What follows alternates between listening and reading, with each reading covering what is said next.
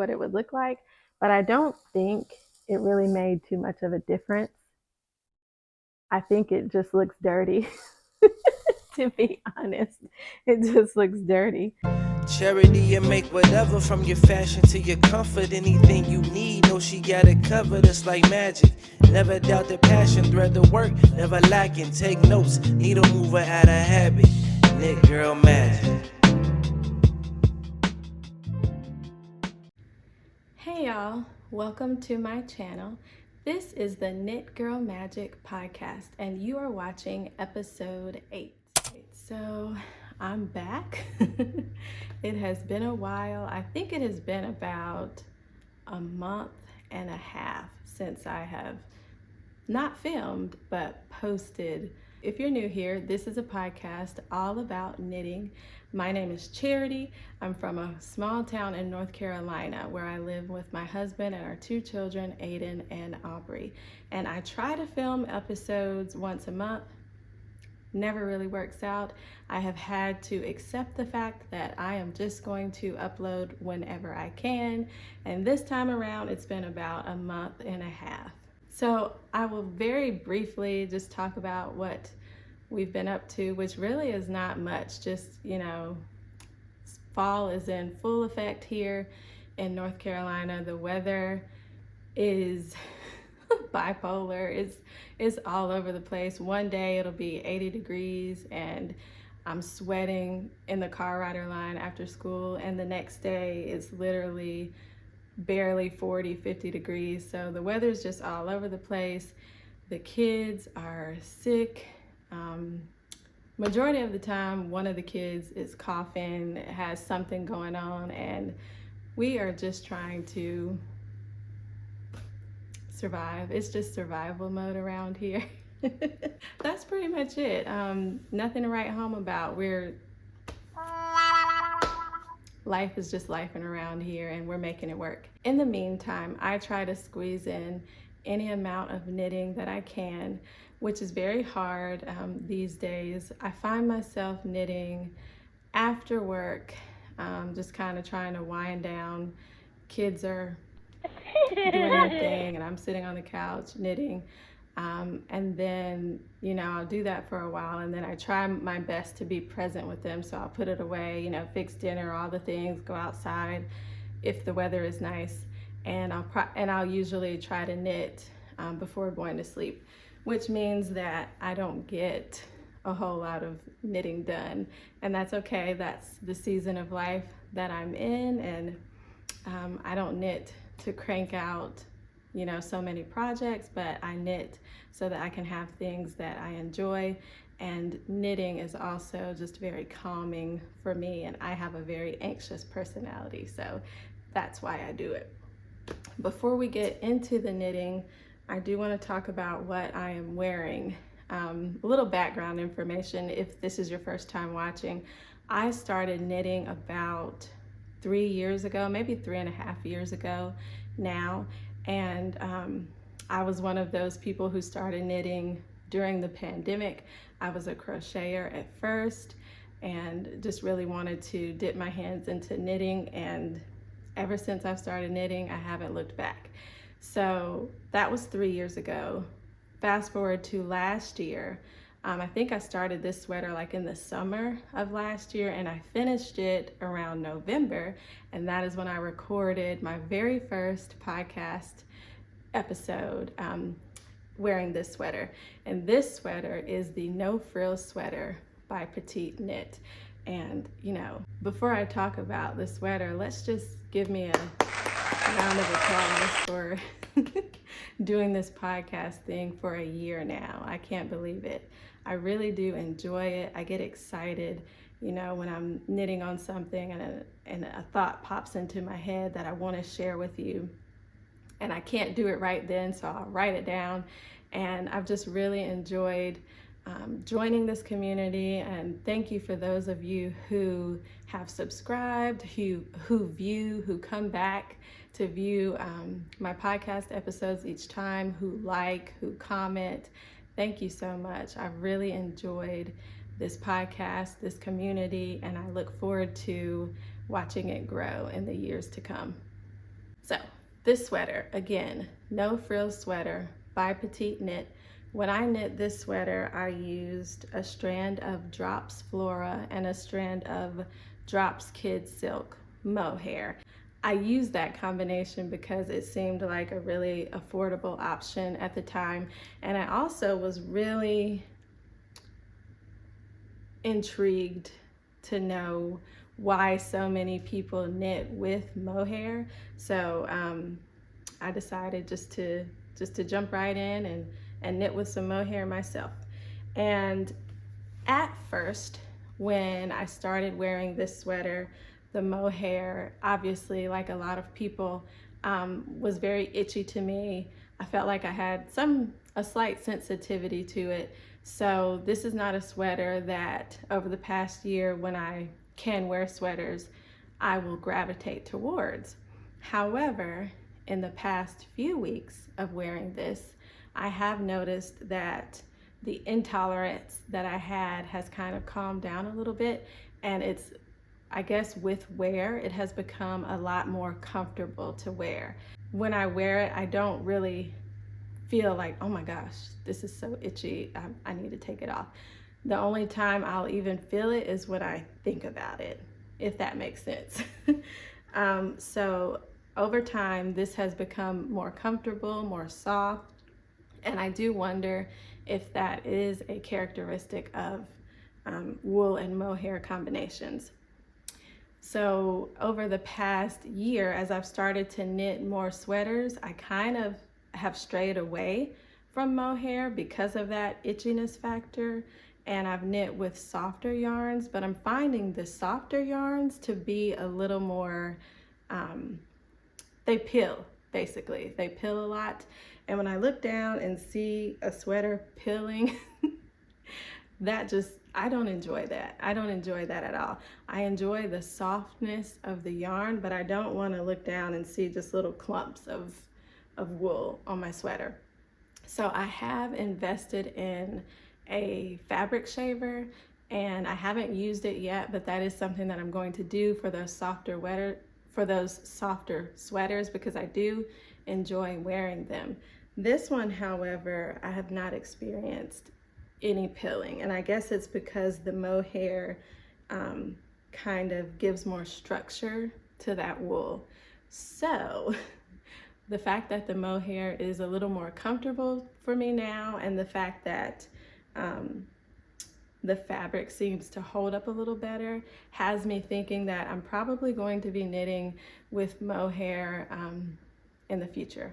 That's kind of surprising for me because I didn't really understand what the hype was about mohair. I do like that it's very, very drapey. It's kind of not silky, but it's just nice. Birds aren't coming.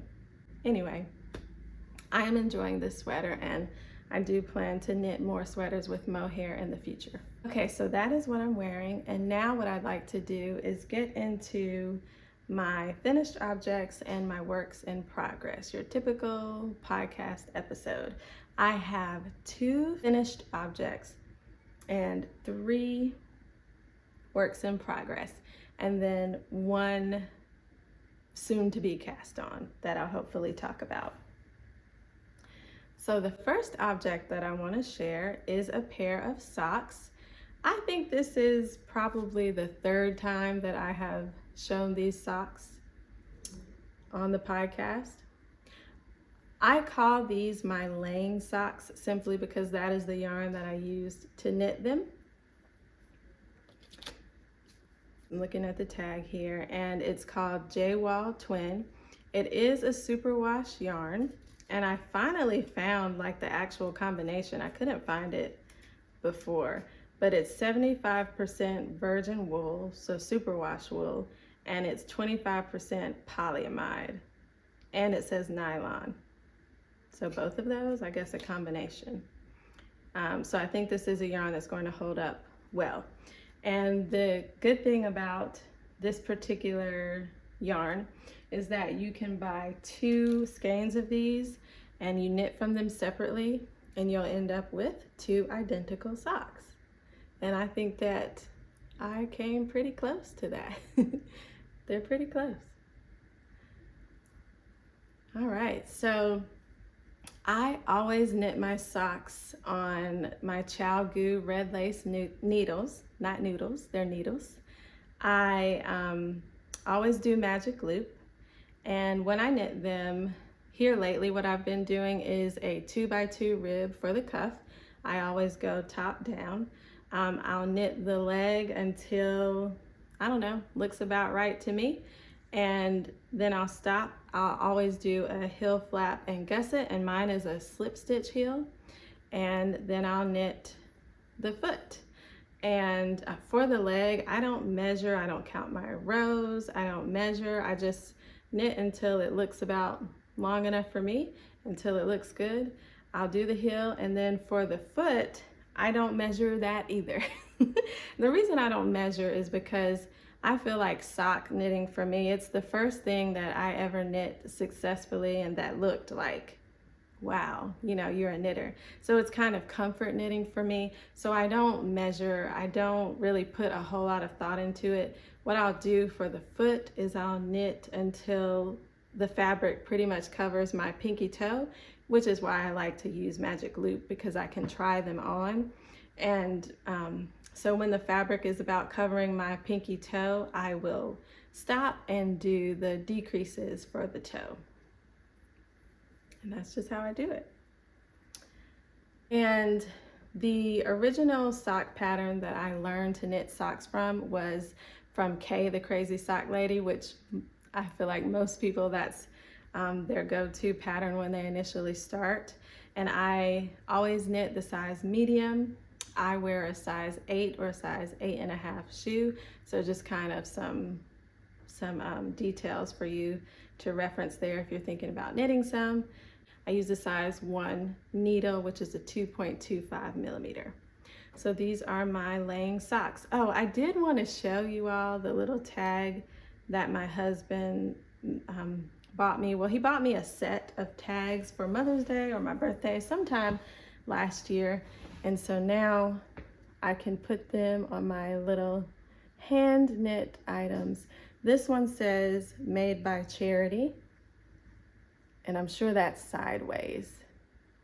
And he also got me another one that says Knit Girl Magic. So I'm just trying to remember to put those things on my knitted items.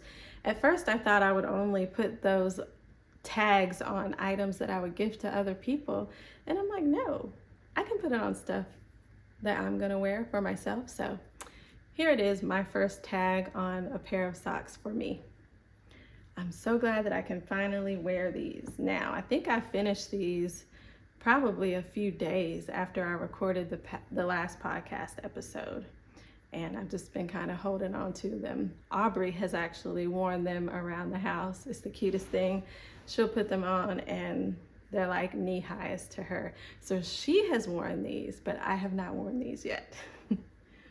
Speaking of Aubrey, my next finished object is actually a sweater that I knit for her. You actually haven't seen this sweater on the podcast yet because it's a sweater that I started probably a year ago, if not more than a year ago. So the very first sweater that I ever knit was for Aubrey. I was really scared to knit my own sweater at first because, I don't know, it's just one of those things when you first start knitting garments that's like a goal that you know you want to attain, but it's kind of scary. So I started with knitting Aubrey sweaters and then I knit some for myself. Anyway, the first one that I knit for her is not this one, but it was called the Flax by Tin Can Knits. And because that one worked out so well, I immediately casted on another one for her. So this is the Flax by Tin Can Knits. And this is the second sweater that I ever knit. So the first one was for Aubrey. This is the second one. And then I never did finish this one, by the way, until now. That's why it's a finished object now. So I knit her one sweater, loved it, immediately wanted to cast on the next one, cast it on this one, But for some reason, I have no idea why, I knit the entire thing. I knit the body, I knit one sleeve, and I had about this much of the second sleeve to knit and never did finish. And so this past week, I was talking to one of the moms at school, and we were waiting for our kids to get out of an after-school club, and she noticed that I was knitting. You know, that's always a conversation starter, and we were talking about the fact that I'm a knitter, and she was telling me about some things that her aunt had knit for her son, and it got me thinking about this sweater that I totally forgot about. I don't know why I stopped knitting it. I guess I just got really selfish and started working on this sweater and then all the other sweaters that followed and never looked back. So anyway, that conversation with her got me thinking about the fact that I really wanted to finish this sweater for Aubrey. And when I picked it up, I thought, I couldn't even remember the size that I knit. I didn't know if it would fit her this year. She is 1 approaching 2. She'll be 2 in January. So I didn't even know if I finished this, if it would work, if she would be able to wear it. So before I picked it up to finish the sleeve, I tried it on her, and it seemed like, you know, she might get some use out of it this year. So I decided to go ahead and finish. And so I knit, I think you can see, so you can see where I finished knitting the sweater, because last year, this was my tension from here to here. And this year, this is my tension from here to here. And it's so funny because I always consider myself to be a tight knitter. I still think that I knit very tightly. I always have to go up a needle size to try to get close to the pattern designer's gauge. But looking at this sweater, you can see that the sleeve that I did last year, the gauge of that is very tight compared to when I finished it just today, really. I just finished it this morning. So that's amazing, just how your tension as a knitter can change over time. And that's just in a year, and it's changed that much. And actually, I don't know if I was better at knitting last year or what, but I can just see where I joined. And so for this sleeve, I used magic loop, and I can kind of see not much of a ladder, but just how loose those stitches are where you turn, you know, and work the other side when doing magic loop. Anyway, yeah. So what I like about this pattern, and the reason that I wanted to knit it, first of all, was because I'm very frugal, and it was a free pattern. So it's definitely one that I felt like it's okay, you know, I'm not going to actually purchase this pattern, it's free, so it didn't bother me to knit this for my first sweater. If it didn't work out, I didn't pay for it, so, you know, I didn't feel like it was going to be a big deal. But looking back at the pattern, and I'm sorry if this is kind of noisy, but look, y'all, just look.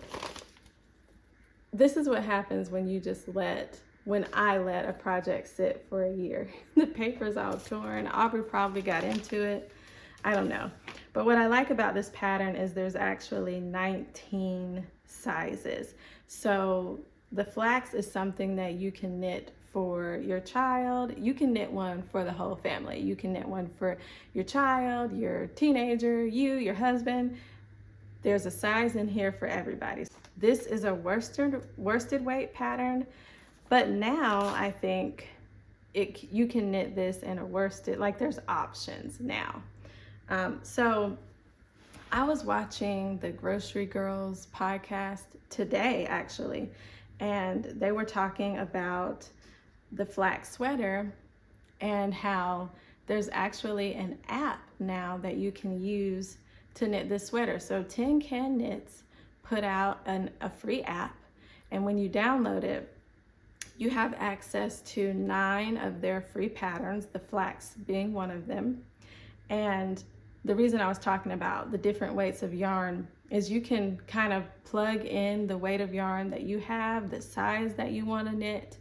And what will happen is you will get instructions and numbers just for your particular sweater. So you know how normally when you're looking at a pattern, you pick the size that you want, and then on the very same line, you'll see all the other sizes in parentheses.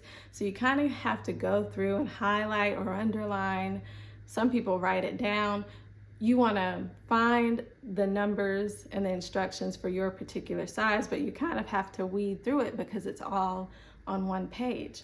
But the cool thing about the app is that once you select the size that you want, the yarn that you're using, which I think they have 3 options. You can do fingering, DK, or worsted. You put in your information, and then the instructions will be customized for you. So you will only get numbers and instructions for your size. That is really, really amazing. Just the thought that went into that. So I'm thinking about just knitting another flax sweater just so I can have the ease of using that sort of pattern just right there on your phone. These are the instructions for your size.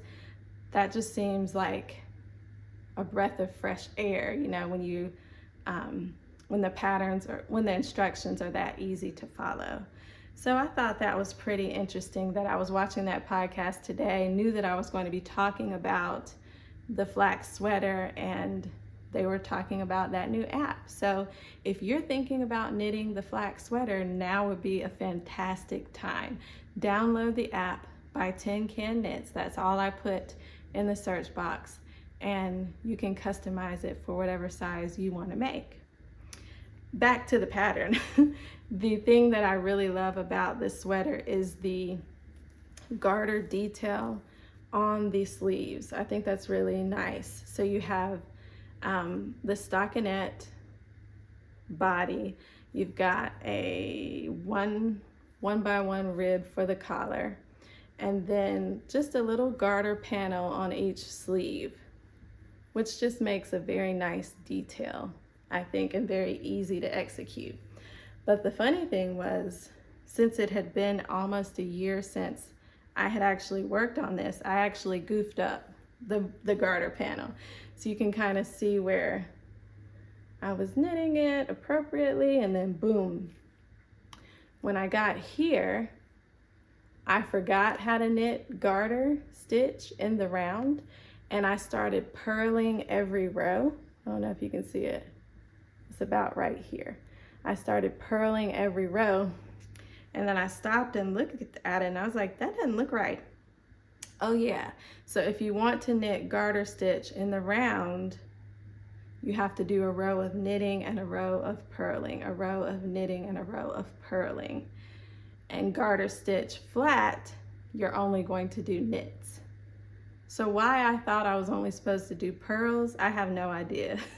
I guess I was just looking at the purl bumps and I was like, I need to make more purl bumps, so I'm just gonna purl.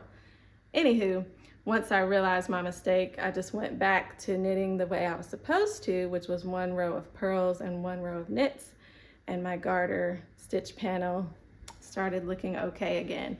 And the reason I did not, go back and tink or rip back was because I know that Aubrey is going to be wearing this sweater for about a minute.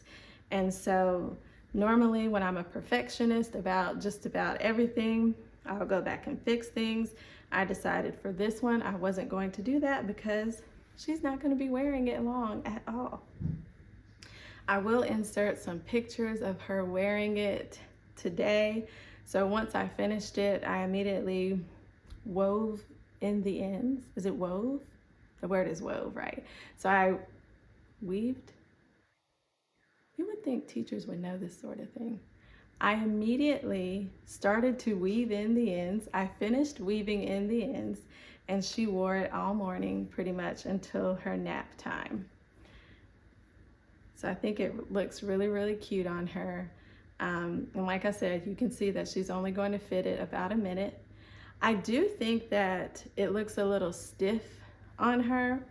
And I think it's because of the yarn that I used. So when I started knitting and crocheting I didn't really know anything about wool yarns or like high quality yarns or anything like that. So I would just get like yarn from Walmart or, you know, wherever I saw yarn. And I can't remember the kind of yarn that this is, but it must have been like, I had this tag in the bag that I was using for this project. And this isn't the color, but I'm assuming that I must have used Red Heart Super Saver or something like that. I love this yarn, Red Heart Super Saver, something that you could find at Walmart. And that's what I knit this in. So I'm thinking that that's why it's kind of stiff. You know, it doesn't really have that drapiness that wool has. Obviously, because I finished it this morning, I haven't blocked it or anything like that, which I'm not going to do anyway for a baby sweater. So I will probably just throw this in the wash and let it lay flat to dry. But I'm hoping that when I do that, it'll kind of soften up a little bit and be a little more drapey. She'll only be wearing it through January probably anyway, so. But this is a nice piece to have for as she grows up. She can see that this was the second sweater that I knit for her. This might be a piece that she might want to save for her baby girl. This might be a piece that she might want to save for one of her babies in the future. So even though she's not going to wear it long, hopefully this will be a little family heirloom piece that we'll keep in the family for years to come. The next thing that I want to share is my most favorite whip, the whip that has my heart and my attention whenever I steal time to knit these days. And that is the Salty Days sweater by Veronica Lindbergh. She also goes by Kuto Vakika on YouTube and wherever you can find her on the internet.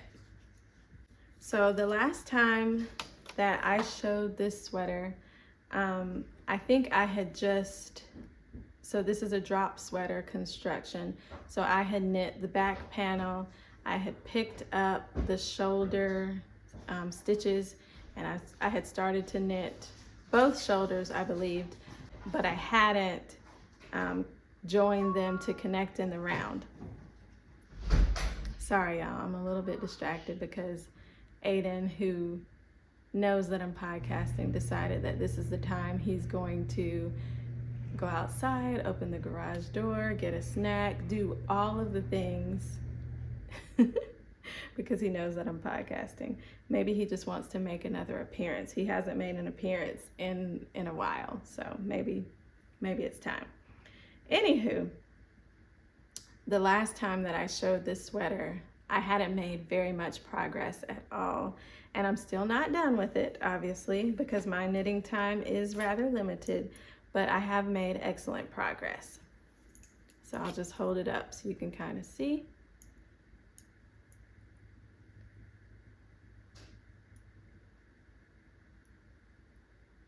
And I'm using my rear-facing camera for the first time, so excuse me if I'm trying to like see where I'm placing things and trying to make sure that you can see everything. It's very tricky. Where I am now is I have finished the collar of the sweater and I have knit most of the body. I'm still working on the ribbing, and I have knit maybe like halfway through the first sleeve. The yarn that I'm using for this sweater is Knit Picks Wool of the Andes worsted weight yarn in the color Tranquil. The yarn that Veronica suggests you use in the pattern, well, I can't remember the name of the yarn, but it was a DK weight and a mohair that she used held together, but she did say that a worsted weight yarn would also work. So that's the yarn that I chose to go with, because at that point I wasn't thinking that I would want to use mohair. Of course, now my feelings have changed about mohair, but this one I'm just holding single, the Knit Picks Wool of the Andes worsted weight yarn. This pattern is really, really fun to knit. It's really, really engaging to knit. This is the first time that I have ever knit a textured sweater. So for me, this is really engaging and really fun to knit, but I can only knit certain portions during those times where I can give like 100% of my focus to the sweater. Whereas with other sweaters that I've done that was mostly stockinette, I could just knit on them, you know, whenever kids are running around, running amok and I'm knitting, but this is not one that I've been able to do that with. So this pattern features a 1x2 rib. So you'll see that here. And of course that part I can knit, you know, whenever. But this pattern is knit in sections. So when I finished that section, then it was time to go and do this little eyelet section here. And then after the eyelet section, you knit the lace diamond section. Oh my goodness, it's so pretty. And then there's also a cabled section in the middle.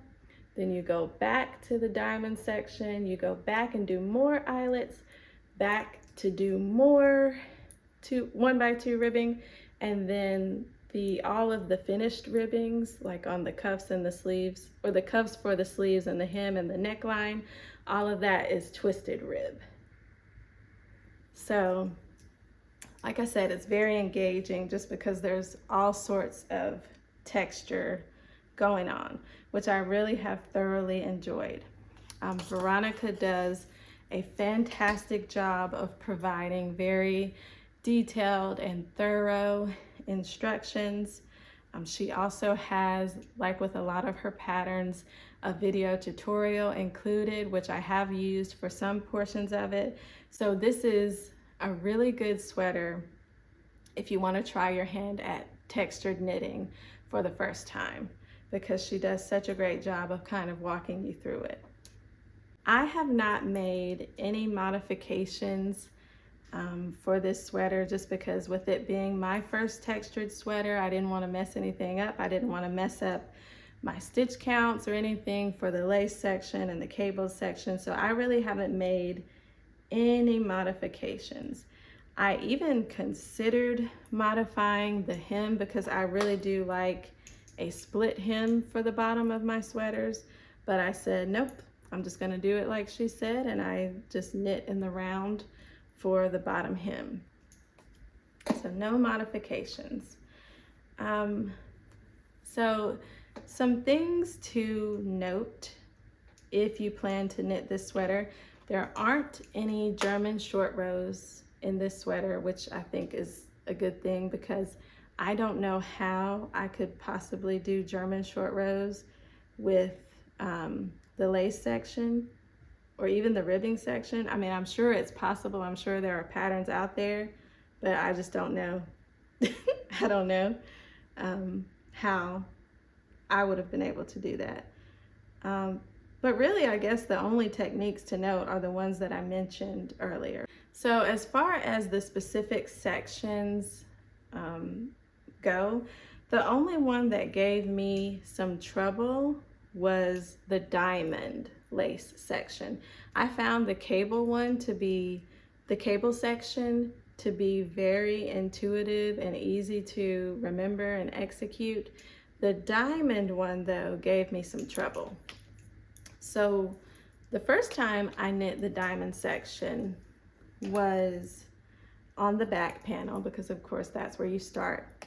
And for that section, I went ahead and put a lifeline in right before it because I was terrified that I was going to mess it up. And I didn't. I actually executed that one very beautifully. I did have to tink back though, because as I was doing the lace section, I was counting to make sure I had the right number of stitches. I noticed that I got off maybe once or twice, so I did tink back. And that was a learning curve, because tinking back in lace, you kind of have to go back, and I had to go back and kind of reread the stitches in the pattern or on the chart to know what was supposed to happen. So anyway, I tinked back, didn't have to rip back. for the first lace section. And the second lace section, hopefully I'm not hitting the mic here. So the second lace section, I kind of started feeling myself a little bit, and I was like, well, I did the first one just fine. I don't need to do it for the second one. I don't need to add a lifeline for the second one. So I didn't. And you know, I'm just knitting one night. And I noticed that as I'm knitting, the little, I call them mountain peaks, even though they're diamonds, or the peaks of the diamonds, they weren't peaking. They weren't coming together. And you don't really notice that in your lace work until you've kind of built up a few rows, and then you'll knit two together in a certain part, and when something is supposed to come together, you finally notice that after a few rows. Well, I noticed that mine was kind of looking wonky. And I was like, oh my goodness, what did I do? And at that point, I couldn't figure it out. I didn't know how to fix it. And I didn't want to tink back that much lace to try to fix it. And I didn't put in a lifeline. So what I did was I went back and picked up stitches, because there's some parts of this pattern where you're just doing knit stitches, or where you're just doing stockinette. And that I know that I can always go and pick up the right leg of the stitches and then rip back. So that's what I did. I went to a part that was mostly stockinette right before the lace section, which we would be going this way. Yeah, so somewhere up here. And I ripped back and just knit that whole lace section again. And the second time around, I did put in a lifeline, because that was probably about 2 days of my knitting time that I had to spend going back and fixing that section. And that was not so fun for me, but we got it done. We got her done.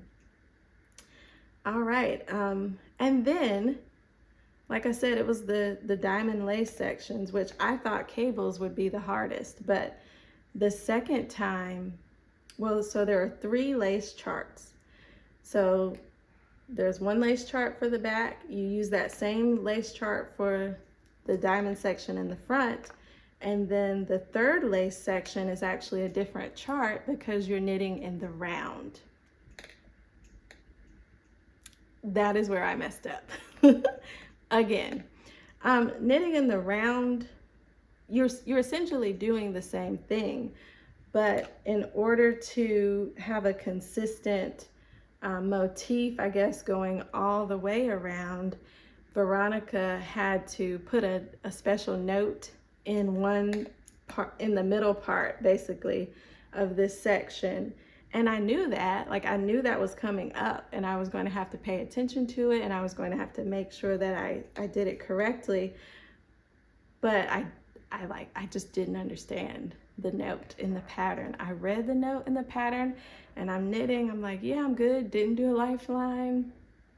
Didn't learn my lesson. Didn't do a lifeline. And so I got to the middle section, and I did what I thought she explained in her pattern, but I did it wrong.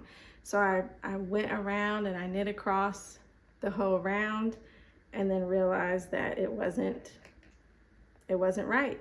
At that point, it wasn't like a mountain peak, but I just knew it wasn't right. So how did I fix that? I guess I put a lifeline in it. I don't know. I thought I didn't do a lifeline, but maybe I did, because I had been burned by that second lace section. So maybe I did put a lifeline there. But anyway, I had to go back and redo that section, redo that whole chart again. And when I got to that note, I just kept reading it and reading it and rereading it until finally it clicked. I did go to the video to reference this portion of the pattern, and she didn't really explain that note, just that particular note.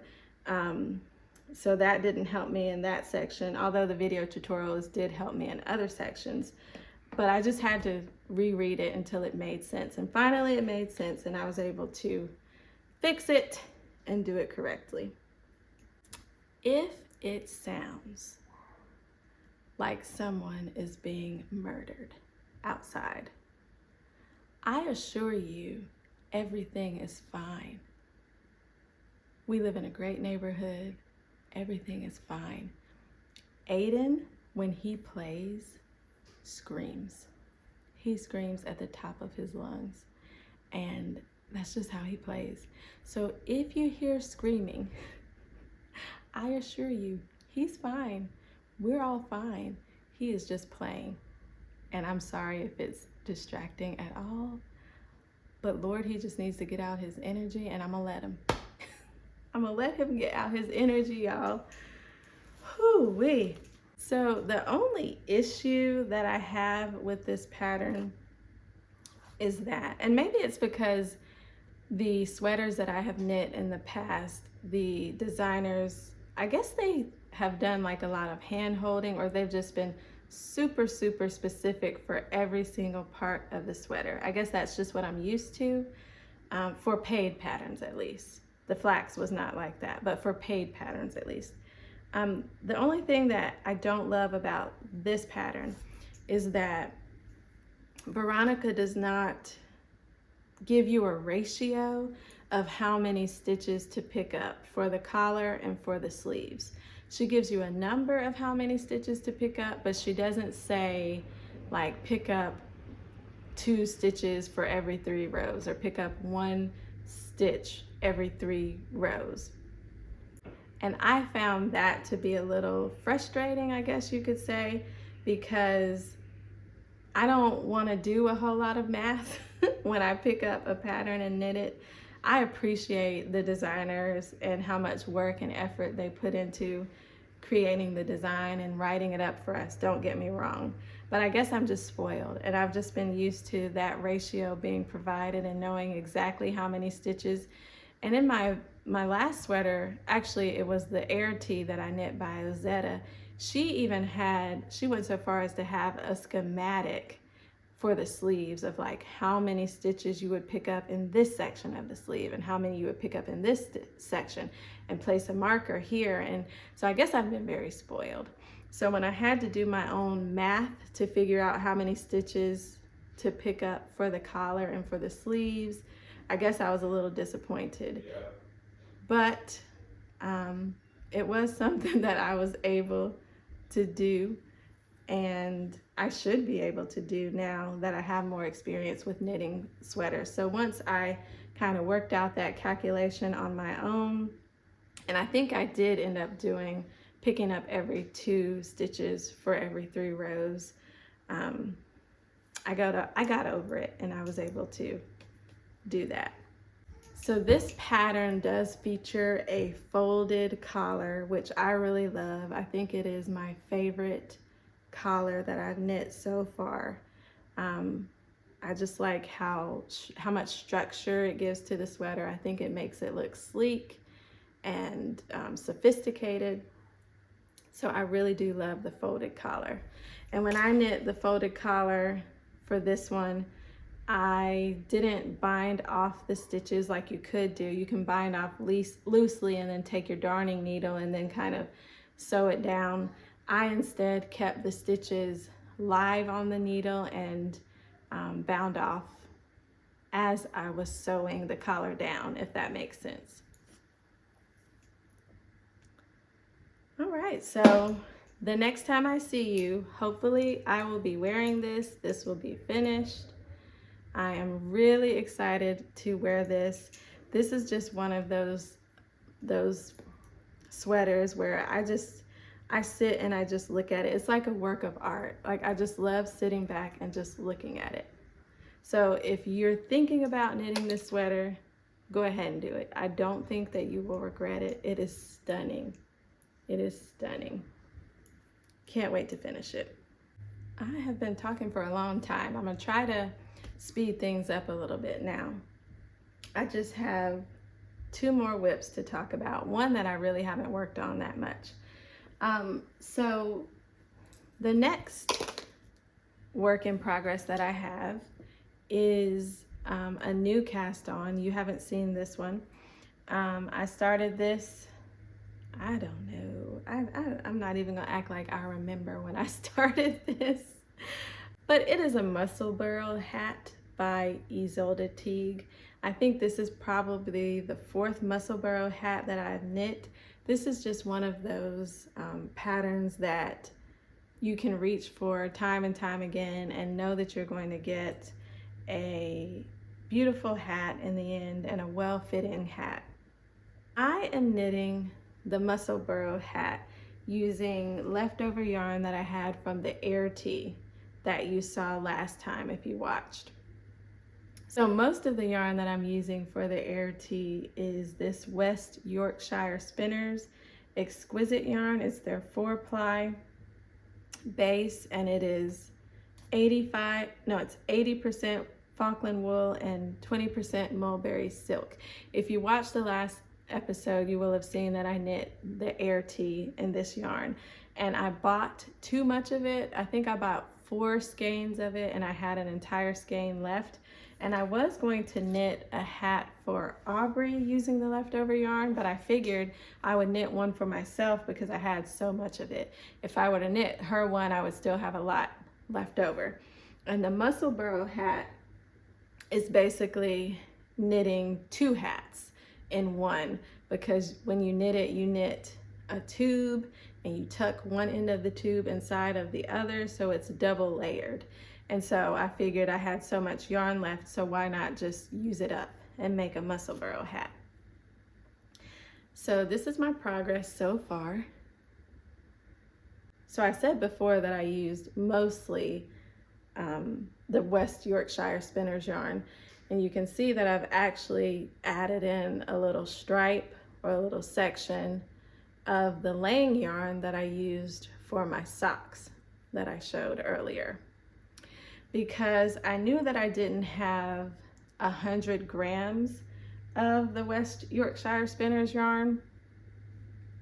And so I wanted to make sure that I would be able to have a well-fitting hat.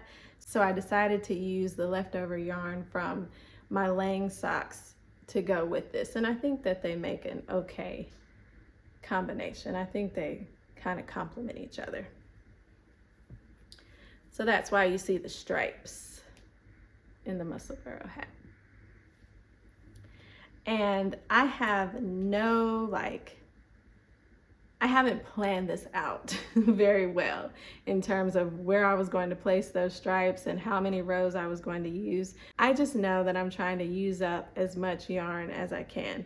So I knit maybe about 11 inches if I remember correctly, and then I decided it feels like a good time to try to use up some of the other yarn. So I knit a couple of rounds of the laying yarn, switched back to the West Yorkshire Spinners yarn, and right now I'm currently using the laying yarn again. So I think I'll do another stripe about the same width as the first one, and then I'll switch back and try to use mostly this original yarn for the rest of the hat, I guess. Because what I was thinking was, if I don't like this stripe in the end, I don't know if I'm gonna like it or not. The cool thing about the Musselburgh hat is that you can just tuck one side into the other. So if I don't like that stripe, I could just have the other portion of the hat on the outer side of my head, if that makes sense. And that's the part that everyone would see. Does that make sense? So if I don't like this, when I tuck it in, we're only gonna see this. That's the look that I'm going for. That's what I'm trying to do here. So the Musselburgh hat is one that's really great to make because it doesn't matter what needle size you use, what yarn weight you use, you can knit with whatever you want to knit with, and the pattern will, you can knit with whatever you want to knit with, and then once you measure your gauge, the pattern will give you how many stitches you're going to use, what length to knit to, and all of that good stuff. And I've explained that in another episode, so I won't go into too much detail about it. I knew I should have charged my battery, but I didn't, so I'm gonna have to try to talk faster. I am from the South and we do not talk fast. So I'm gonna try. If I talk a little too slow for you, be sure to, I think there's a setting on YouTube where you can speed me up. Go ahead and do that. But anyway, I got to try to talk fast because my battery is low. So when you knit the Musselburgh hat, you start by knitting a very small circumference in the round. You knit, knit, knit, stockinette with increasing until you get to the desired stitch count amount, which will be given for you in the pattern. And then once you increase to the amount of stitches that you're supposed to have for the size that you're knitting, then it's just straight stockinette. Miles and miles and miles and miles and miles of stockinette for a really long time. I am knitting the size adult extra large, I believe. Yeah, extra large. And the reason I'm knitting the size extra large is because of this situation here. I have a rather large head. I have a lot of hair. And so I find that any hat that I wear will kind of fit tightly on my head, and I don't want that. So for this one, I'm knitting this size extra large and also using a larger needle size than I have used in the past. So normally I'll use a size 5 needle for Musselburgh hats, but for this one I'm using size 6 needles, which is 4mm needles. So I mean, I think the gauge is a little loose, but I think it'll be okay once you have like the double layer of fabric and you really won't be able to tell. I think it'll be fine. And I am using, I think these are 16-inch circulars. Normally I will knit hats with magic loop or double pointed needles, but for this one I thought I'd give circulars a try, and I actually am enjoying it more than when I've knit Musselburgh hats in the past. My last work in progress that I really won't talk about much because I haven't done very much on it is the Shift Cowl by Andrea Mowry. So I have a little marker that shows where I was the last time I recorded an episode, and you'll see I haven't really done that much. I mean, I don't know how big this is going to be anyway. It's just a cowl, but I think I've knit about 3. I've done the 3rd section of the pattern. And for this, I'm just using leftover yarns that I have from projects that I've done over the past year or two. And I just put those yarns together and thought, they'll probably look good together. And I think that they are.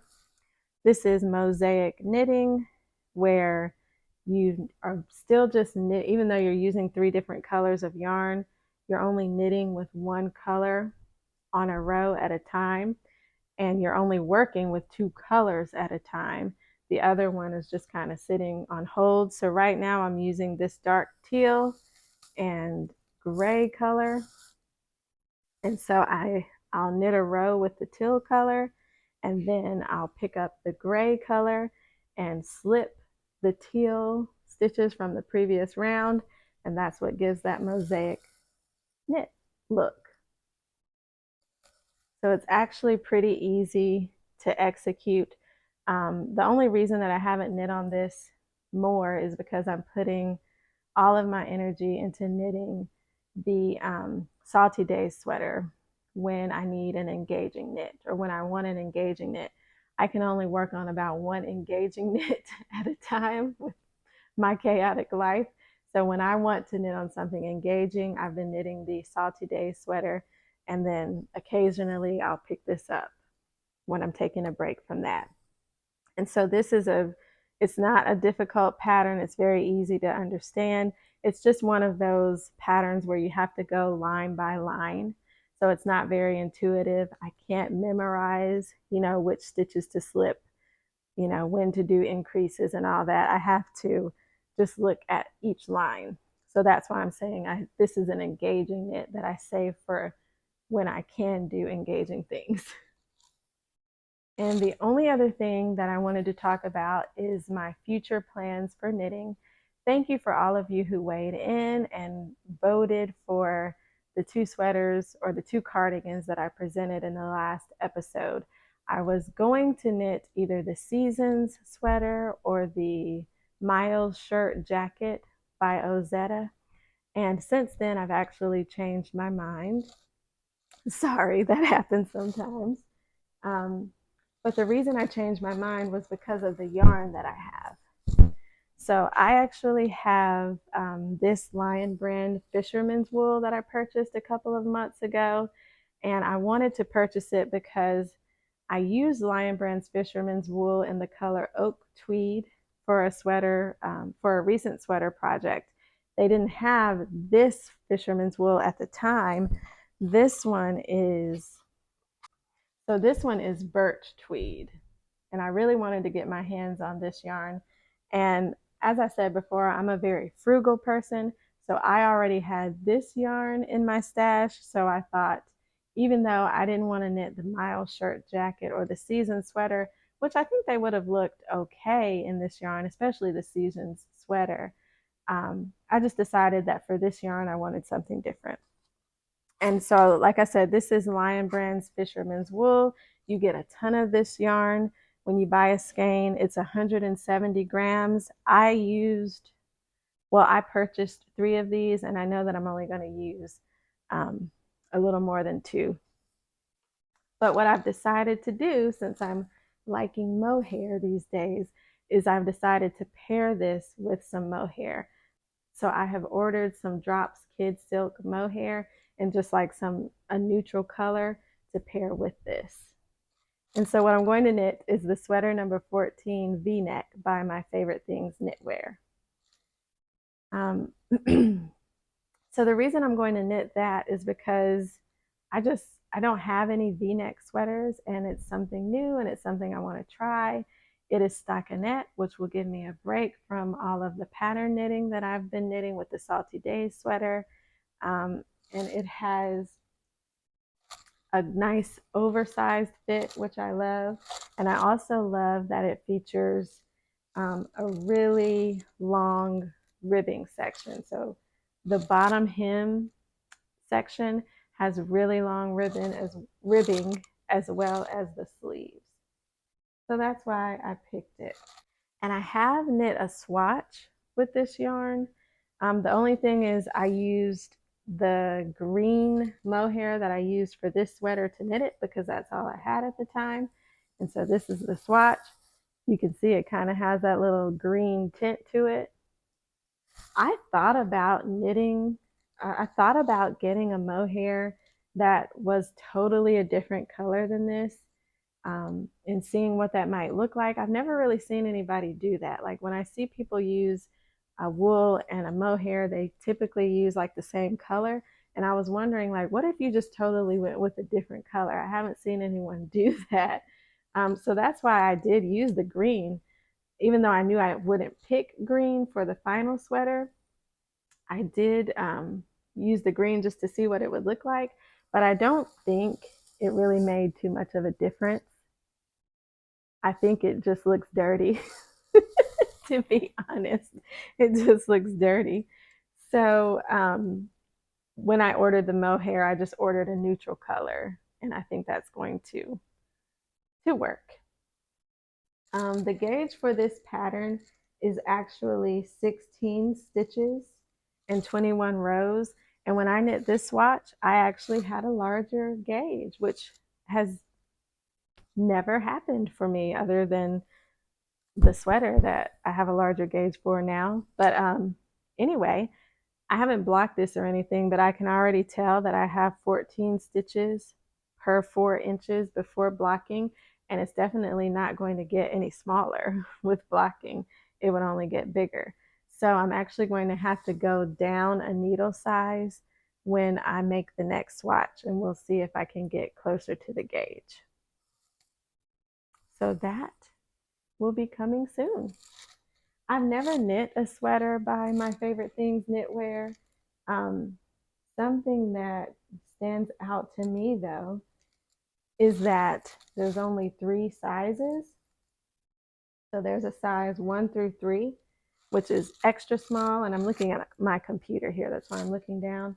There's extra small, small, large, and extra large to XXL. Those are the 3 ranges. And so that's different. I don't know if when you purchase the pattern, you'll get more sizes. If you've ever knit anything from My Favorite Things knitwear, please let me know. But when I looked at that, that was very alarming to me. I mean, I've heard that there are some designers that aren't very size inclusive. Maybe they're one of them. I had just never really even thought about knitting one of their patterns until now. So maybe they're just not very size inclusive, and all the other patterns that I've knit are very size inclusive. So that was different. I'm thinking that I'll probably, well, I don't know what size I'll pick. We'll see when I make my gauge swatch, but I was thinking maybe the second size, but I have no idea. We'll see what happens. All right, so that is everything that I have for you today. Hopefully this video wasn't too long. I'll try to cut out sections that I can to shorten it. If you are looking for any kind of information on the patterns that I used or the yarns that I used, all of that will be in the description box below.